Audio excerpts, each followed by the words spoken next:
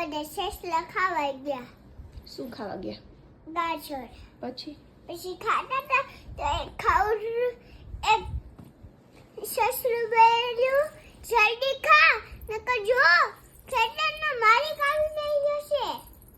પછી સસલું કે ખાવું મોટર કા આવી જતી મહેરબાની કરીને મને ખાવા દેજો. પછી નથી આવ્યો. સસલું ખાતું તું નકરું તો શું થયું પછી? બધા સસલા કૂદકા મારીને વહી ગયા ને ઘરમાં. તો આપણું ખાવું સસલું ખાય જ અતિશય ખાય. અતિશય ખાયા કર્યું. પછી શું થયું? પછી ખેતરનો માલિક એટલામાં આવી ગયો.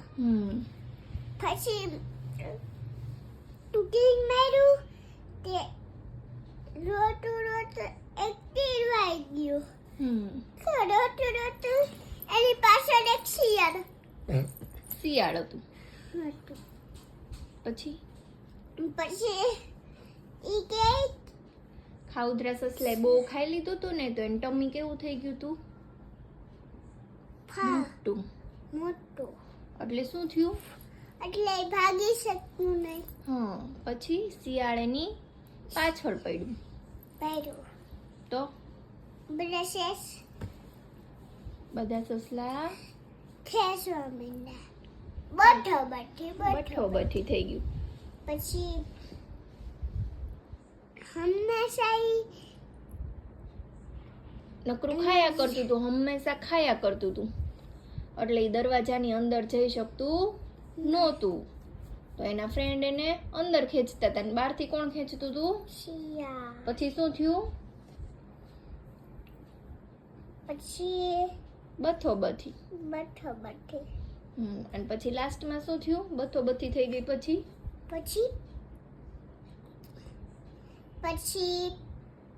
હંમેશા એનો જીવન તો બચી ગયો.